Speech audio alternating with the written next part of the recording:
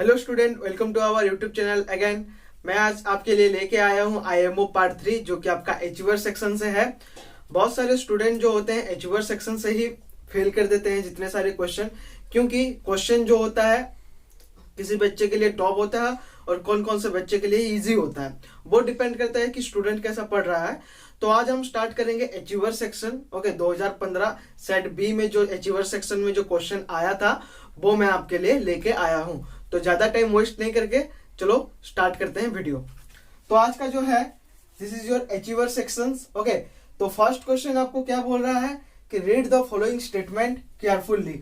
आपको 3 स्टेटमेंट दिया गया है, 3 स्टेटमेंट को आपको अच्छे से पढ़ना है एंड उसके बाद ऑप्शन के हिसाब से कौन सा स्टेटमेंट आपका ट्रू है और कौन सा स्टेटमेंट आपका फॉल्स है, आपको बस वही टिक कर देना है। ठीक है, तो ये जो क्वेश्चन जो आया है ये आपका क्वाड्रिलेटरल्स मतलब पेरीमीटर ये सभी से आया है। तो देखते हैं रूल्स क्या बोल रहा है। ठीक है, फर्स्ट स्टेटमेंट आपका क्या बोल रहा है कि if the diagonals of a quadrilateral divided into 4 triangles which are equal in area then the quadrilateral must be parallelogram। मतलब कोई भी एक क्वाड्रिलेटरल को ले जाते हैं, कोई भी क्वाड्रिलेटरल, वो नहीं बोला कि कौन सा क्वाड्रिलेटरल होगा, कोई भी क्वाड्रिलेटरल इफ द डायगोनल्स मतलब दोनों डायगोनल्स डिवाइड इनटू 4 ट्रायंगल्स मतलब ऐसे होंगे, ये 4 ट्रायंगल्स में हो गया, which are equal in area। अगर मैं इसको नाम दूं ए बी सी डी और इसका ओ दूं तो इधर 4 आपको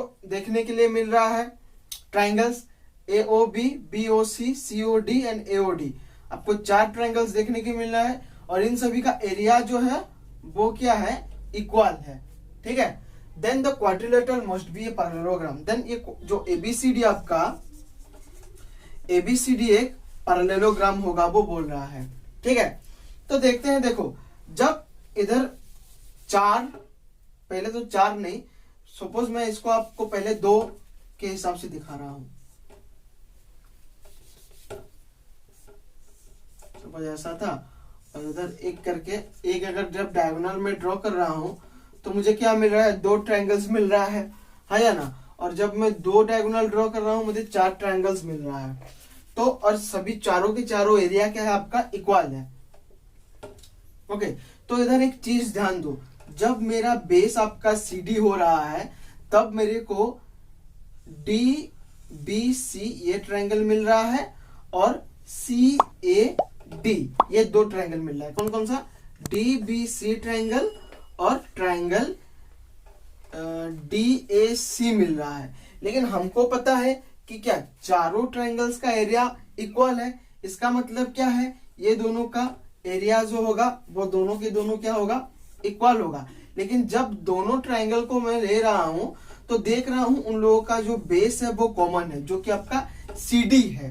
तो उसके बेसिस में क्या होगा, जो B पॉइंट से, B वर्टेक्स से जो आपका क्या, B वर्टेक्स से जो आपका एल्टीट्यूड में ड्रॉ करूंगा और A वर्टेक्स से जो मैं एल्टीट्यूड ड्रॉ करूंगा, मान लेते मैं एल्टीट्यूड ड्रॉ कर रहा हूं तो वो क्या होगा, CD के तरफ होगा और दोनों के दोनों क्या होगा, इक्वल ही होगा, क्योंकि इन दोनों का क्या है, इन दोनों का एरिया जो है वो इक्वल है। तो अगर मान लेते हैं कि B से आपका BC एल्टीट्यूड मैंने ड्रॉ किया CD के तरफ और A से मैंने AD एल्टीट्यूड को ड्रॉ किया ये CD के तरफ, मतलब अभी ये AD और CD दोनों क्या होगा, इक्वल होगा और क्या होंगे, पैरेलल होंगे।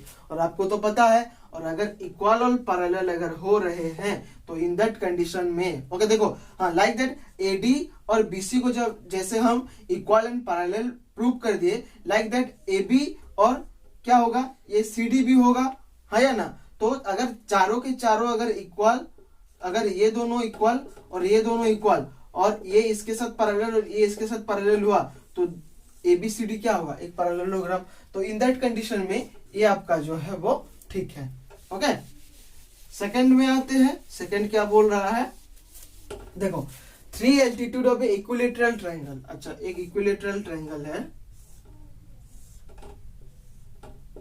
ABC, तीनों के तीनों ओके साइड इक्वल है। Equilateral triangle are equal in length, 3 altitude of an equilateral triangle are equal in length. मतलब इधर तो ABBC A B B C और ए सी आपका इक्वल है। एल्टीट्यूड वो बोल रहा है, मतलब ये इधर होगा, इसको मैंने डी दे दिया, ये इधर होगा, इसको मैंने ई दे दिया, और इधर से इधर करके आएगा, ये होगा एफ होगा।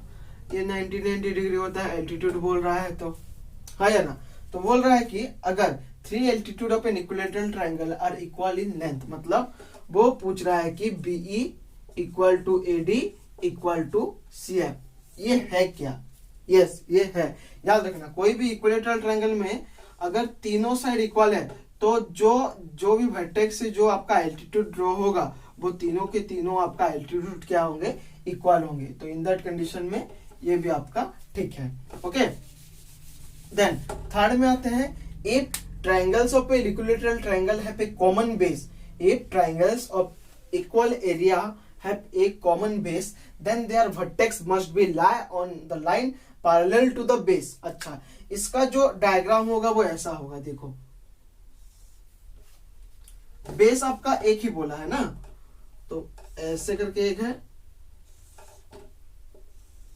सपोज मैं ऐसे करके ड्रॉ कर दिया एक, ओके, और इसको मैंने क्या किया, इधर से मैंने ऐसे करके एक ड्रॉ कर दिया, मतलब ये ए बी ले लो, ये सी और ये डी, मतलब ए बी सी एक है, triangle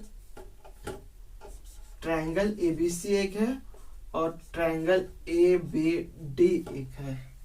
okay, A B C एक है और ए बी डी एक है। तो if the triangles of equal area, मतलब अभी दोनों का इक्वल एरिया है, have the common base, base भी कॉमन हो गया, then their vertex must be lie on a line parallel to the base. Okay, parallel मतलब इसके साथ वो क्या होगा, जो उसका जो वर्टेक्स है जो कि सी और डी है, ये क्या होगा, their vertex must lie on a line parallel to the same base बोल, सॉरी टू द बेस बोल रहा है, मतलब इधर, मतलब ये जो वर्टेक्स होगा इसके साथ हो सकता है क्या? नहीं हो सकता है। इसके ये वर्टेक्स, ये इसके वर्टेक्स के ऊपर आ सकता है? नहीं आ सकता है। या ये इसके साथ आ सकता है? नहीं। क्या होगा, ये जो डी वर्टेक्स है इसके साथ सेम हो सकता है। Okay, so in that condition में, ओके, इन दैट कंडीशन में आपका जो थर्ड जो स्टेटमेंट जो बोला है वो एक्चुअली में क्या है, रॉन्ग है। तो देखेंगे तो क्या, ये ट्रू और ये फॉल्स हो रहा है, और उसके हिसाब से देखोगे तो आई आपका ट्रू, ये ट्रू और ये ट्रू, मतलब ये वाला पार्ट आपका राइट आंसर होगा। ओके, तो जितने भी ये सारी चीजें, ये सारी प्रॉपर्टीज है, तो आपको प्रॉपर्टीज को याद रखना पड़ेगा।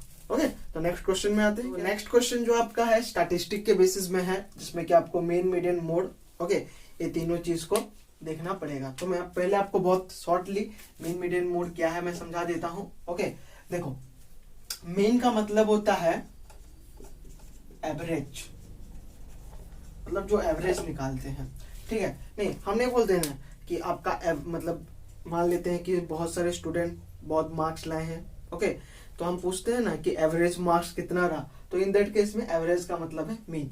तो एक्चुअली में मीन कैसा होता है, देखो मान लेते हैं कि आपके स्कूल का, आपकी क्लास में 30 स्टूडेंट हो, ओके, और 30 स्टूडेंट में से, ओके, सभी मतलब कोई बच्चा 400, कौन 500, कौन 495, कोई 235, ऐसे करके सब मार्क लाए हो, ठीक है। तो जब आपके, ओके, तो ऐसे करके सब मार्क लाए हो, तो इन दैट केस में आपको पूछा जाएगा आपके क्लास टीचर को कि जो क्लास का जो है वो एवरेज मार्क कितना है। ओके, एवरेज मार्क मतलब हर एक बच्चा जो है वो मिनिमम टू मिनिमम कितना मार्क रखा है। मान लेते हैं कि कोई 400 रखा है, और जो फेल हो चुका है, जो कोई बच्चा सपोज मान लेते फेल हो गया, वो 235 रखा है। ओके, तो एवरेज मार्क मतलब क्या, मान लेते हैं कि एवरेज मार्क जो है वो 135 है, मान लेते हैं कि ये 135 मार्क है। तो इसका मतलब क्या है, जो टॉपर हुआ है वो भी 135 मार्क रखा है, और जो फेल जो 235 रखा है वो भी क्या है, 135 को रखा है। मतलब मिनिमम टू मिनिमम कितना मार्क है जो कि सारे के सारे बच्चे, ओके, रखे हैं, that is your average. Okay, तो इसके हिसाब से तो यह है। लेकिन मान लेते हैं कि कोई डाटा दे दिया गया, जैसे कि इधर मैं आपको बोल रहा था कि क्या 30 बच्चे का ओके 30 बच्चे का मार्क दे दिया गया, ऐसे ऐसे करके ऐसे ऐसे करके, तो आपको मीन पूछेगा। तो ये मीन को निकालोगे कैसे आप, कि टोटल मार्क आपका जितना होगा divided by number of student कर देना। तो इन सभी को मैं ऐड करता, जितना होता है इधर लेके डिवाइडेड बाय 30, क्योंकि 30 स्टूडेंट आपका है, तो इसमें आपका निकल जाएगा क्या, एवरेज निकल जाता है। ठीक है, यहाँ पे मीन निकल जाता है, वो वाला चीज। ओके, देन मीडियन क्या है देखो। अच्छा, मीडियन क्या है देखो। मीडियन जो है, मीडियन का मतलब है मिडिल। ओके, मिडिल मान लेते हैं कि इधर 10, इधर 1 2 3 4 5 6 7, ओके हाँ, मान लेते हैं कि इधर 7 बच्चे हैं।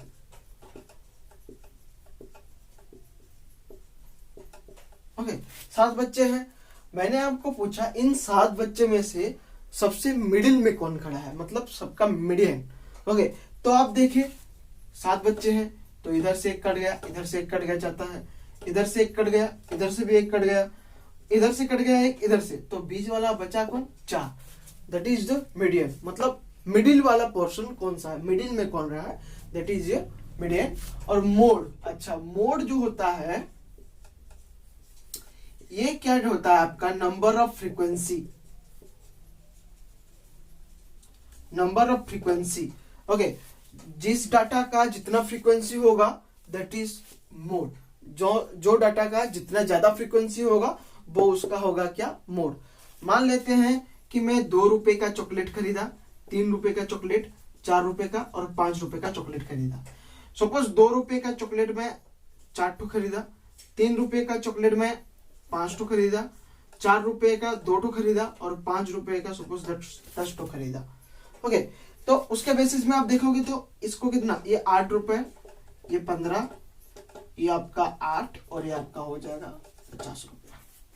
ठीक है, तो ये तो डिपेंड नहीं करता है, लेकिन नंबर ऑफ फ्रीक्वेंसी जो मैंने बोला कि कौन सा चॉकलेट को आप ज्यादा खरीदे हो, देखोगे तो आप 5 रुपए के चॉकलेट को आप 10 ठो खरीदे हो, मतलब ये फ्रीक्वेंसी ये है। तो सबसे लार्जेस्ट कौन है, बड़ा कौन है आपका, 10, इसीलिए मोड जो होगा वो क्या होगा, 5 होगा। तो यही वाला चीज को हम इसमें अभी पुट करेंगे कि कैसे आपका मीन मीडियन मोड के केस में हो रहा है। ओके, तो देखो ये आपको कुछ डाटा दे दिया गया है। ओके, ये आपका एक्स एप जो है दैट इज योर फ्रीक्वेंसी, मतलब कितना बार वो रिपीट हुआ है। 12 जो है वो एक बार रिपीट, 13 3 बार, 14 4 बार, 15 8 बार, 16 10 बार, 17 3 बार और 18 एक बार ही रिपीट हुआ है। तो इसके हिसाब से ये कॉलम दे दिया है आपको, मैं ऑप्शन नहीं दिया हूं, ऑप्शन के हिसाब से आप देख लेना कि कौन सा राइट हो सकता है। ठीक है, तो देखो हमको पहले मीन निकालना पड़ेगा। ओके, पहले हम मीन निकालते हैं। अच्छा, मैंने मीन क्या बोला था आपको, जितने भी सारे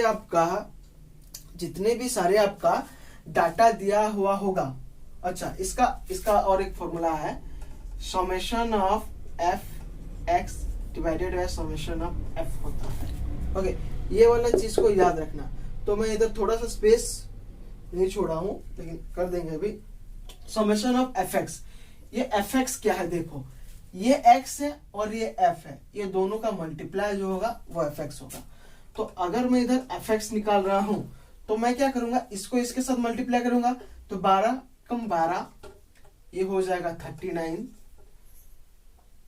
ओके हाँ, देन ये हो जाएगा 56, ये हो जाएगा 120, ये हो जाएगा 160।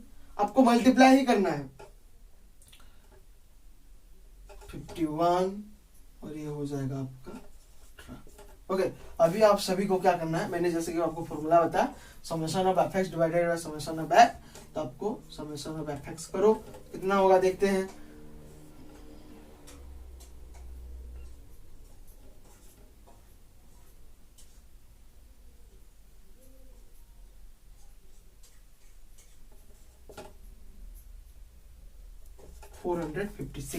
कितना निकला, 456। मतलब समेशन ऑफ एफ एक्स कितना निकला, 456, और आपका समेशन ऑफ एप, मतलब इन सभी को जब आप समेशन ऑफ एप करोगे तो ये कितना निकल रहा है, देखो 3 4 4 8 8 8 16 26 26, ये कितना हो रहा है 30 हो रहा है। ठीक है, तो अभी इसमें पुट कर दो, ये जो मीन है ये आपका फॉर्मूला मिल गया, ये 456 डिवाइडेड बाय कितना मिला 30। तो जब इसको आप करोगे तो कितना मिलेगा बताओ,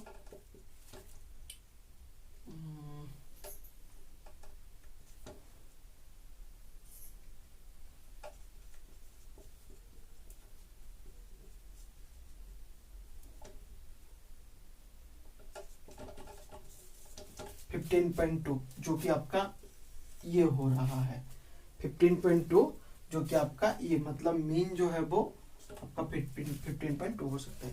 ये समझ में आ गया, तो ये फॉर्मूला याद रखना, summation of F divided by summation of F. आपको एफ मतलब हम सभी को पहले मल्टीप्लाई करना पड़ेगा। ओके, देन उसके बाद आ रहा है आपका मीडियन आ रहा है। देखो अभी बचा 16 और 15। ओके, अभी बच रहा है 16 और 15, तो मीडियन आ रहा है, मतलब मिडिल वाला पोर्शन आपका कौन सा है वो वाला ढूंढेंगे। ओके, लेकिन एक चीज याद रखना, जब भी आप मीडियन को ढूंढ रहे हो, आपका डाटा को जरा देख लेना, जो आपका डाटा दिया होगा वो डाटा को जरा देख लेना कि क्या वो छोटे से बड़े अरेंजमेंट के हिसाब से है क्या। अगर आप इधर देख रहे हो कि ये छोटे से मतलब डिक्रीज ऑर्डर से इंक्रीज ऑर्डर है, तो आप मीडियन ठीक कर रहे हो। अगर डाटा आपका मान लेते हैं ऐसा दिया होता 15 16 13 11 20 21 ऐसे करके दिया होता, तो आप जब मीडियन निकालोगे तब पहले इसको अरेंज करके रखना पड़ेगा, पहले छोटे से बड़े करके इसको अरेंज करके रखोगे तब जाके इसको निकालना। तो इन दैट केस में क्या हो रहा है, आपका डाटा जो है वो ठीक है। ओके, छोटे से बड़े के हिसाब से है तो कुछ भी प्रॉब्लम नहीं है। तो अभी हम देखेंगे कि मीडियन मतलब मिडिल वाला पोर्शन कौन हो रहा है। देखो ये देखो, इधर से 12 कट गया, इधर से 18 कट जाएगा, 13 17 14 16, तो मिडिल में बचा कौन 15, तो इसीलिए इसका मीडियन जो होगा वो कितना होगा 15 होगा। और बचा मोड आपको मैंने क्या बोला था, number of frequency, highest number of frequency जिसका होगा। तो इधर आप देख रहे हो फ्रीक्वेंसी किसका ज्यादा है 10, और 10 जो है वो किसको इंडिकेट कर रहा है 16, तो बचा कौन आपका सिर्फ 16 बचा। ठीक है, तो इससे सबसे इंपोर्टेंट है ये मेन का, इसको आप जल्दी जल्दी फटाफट करना पड़ेगा।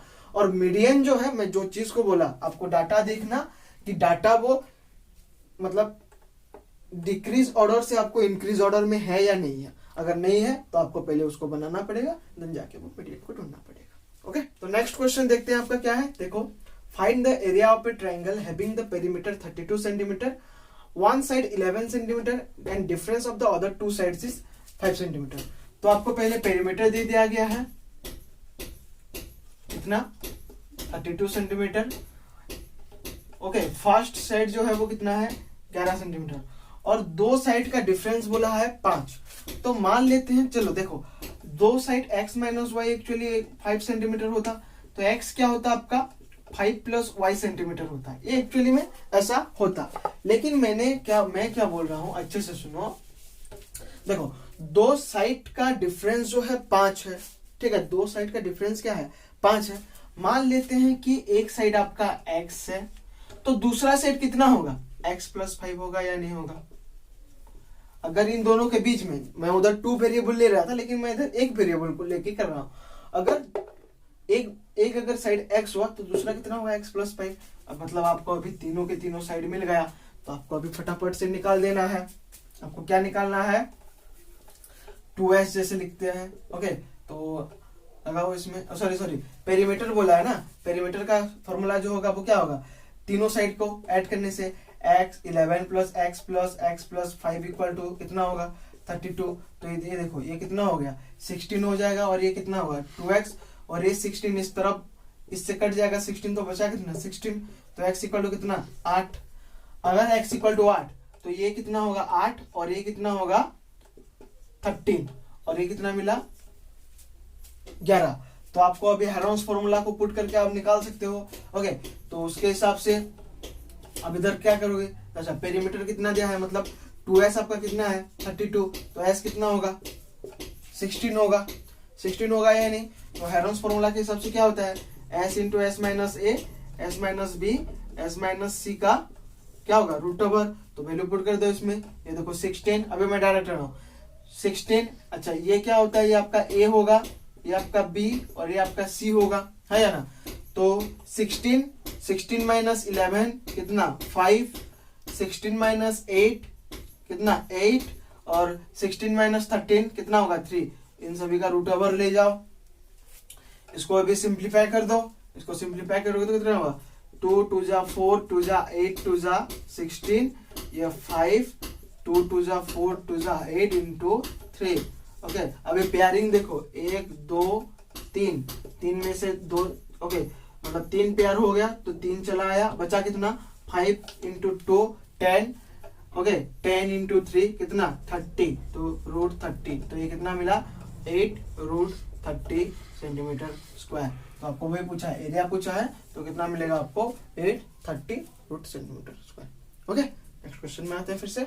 नेक्स्ट क्वेश्चन जो है आपका ये बहुत इजी है, ठीक है। बस आपको एक कंस्ट्रक्शन जैसे कि आप लिखते हो, प्रोसेस जैसे लिखते हो, उसी के हिसाब से आपको रीअरेंज करना है, इसको अरेंज करना है कि कौन सा स्टेप कहाँ पे रहेगा।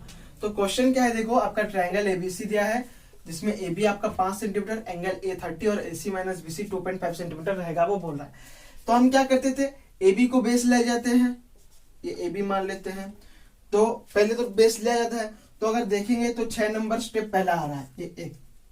ओके उसके बाद क्या करते थे, जैसे कि आपको इधर लिखा गया है ए एंगल 30 डिग्री, ये बहुत इजी है, जो अगर कंस्ट्रक्शन कर चुका है ये बहुत इजी है, ठीक है। तो ए में क्या करना पड़ता था, 30 डिग्री हमको ड्रॉ करना पड़ता था, हम ऐसे करके ड्रॉ कर लेते हैं, जो कि आपका ये देखो सेकंड स्टेप 2 आ गया। उसके बाद क्या करते थे, उसके बाद क्या करते थे, दैट इज द इम्पोर्टेंट। इधर जो AC माइनस BC जो 2.5 सेंटीमीटर जो लिखा गया है, AC minus BC that is जो 2.5 सेंटीमीटर जो लिखा गया है, हम क्या करते हैं 2.5 को मेजर करते हैं इधर से और क्या कर देते हैं, इधर हम एक आर्क ले जाते हैं, मतलब आपका स्टेप 3 ये आ जाएगा। ओके जब आ जाएगा तो इधर देखो ये जो रे होता है ये एक्स होता है। Okay cut off the line segment AD और इधर जो छेद करेगा ये आपका AD होगा, ऐसा ही तो होता है ना, है ना। उसके बाद क्या किया जाता है बताओ तो, उसके बाद क्या किया जाता है, ओके उसके बाद हम BD को क्या करते हैं, ज्वाइन कर देते हैं, मतलब ये आपका चौथा स्टेप आ जाएगा। देन हम क्या करेंगे, draw the perpendicular bisector of the BD which cut AX at C। ओके ये आपका 5 और ये आप देन जो बच गया और क्या बचा, दैट इज योर ये 6। तो ये कुछ भी नहीं है, इसको आप बाइसेक्टर करके ओके ऐसे जो करते हैं, इधर ये C वाला पॉइंट होगा तो ABC ऐसे करके आपको मिलता है। अगर कोई कंस्ट्रक्शन अच्छे से किया है वो आराम से चीज समझ में आ जाएगा। मतलब स्टेप 6 पहला, ओके स्टेप 2 देन ये देन 1 2 ये 3 4 5 6, ये आपका क्लास 9, ये आपका क्लास 9th में आपका ये जो कंस्ट्रक्शन चीज है। तो ये बेसिक चीज अचीवर सेक्शन में बहुत इजीली दे दिया है। ओके तो आई होप आप सभी को आज बहुत कम क्वेश्चन, मैंने 4 ही क्वेश्चन अटेंड किया था, लेकिन जो भी 4 क्वेश्चन मैं आपको समझाया हूँ आई थिंक आप सभी को समझ में आ गया होगा। और इसका जो नेक्स्ट क्लास होगा फिर से मैं आपको एक नया, मतलब 2015 का तो खत्म हो गया था, मैं फिर से 2016 से कल से ओके आपका जो वीडियो मैं फिर से स्टार्ट कर दूंगा। और आई होप सभी को अगर अच्छा लग रहा है तो प्लीज वीडियो को और तेजी से लाइक कीजिए और शेयर कीजिए, जैसे कि हमको भी कुछ प्रॉफिट मिले। और अगर कोई भी इंप्रूवमेंट चाहिए तो प्लीज कमेंट बॉक्स में बताइए। Thank you.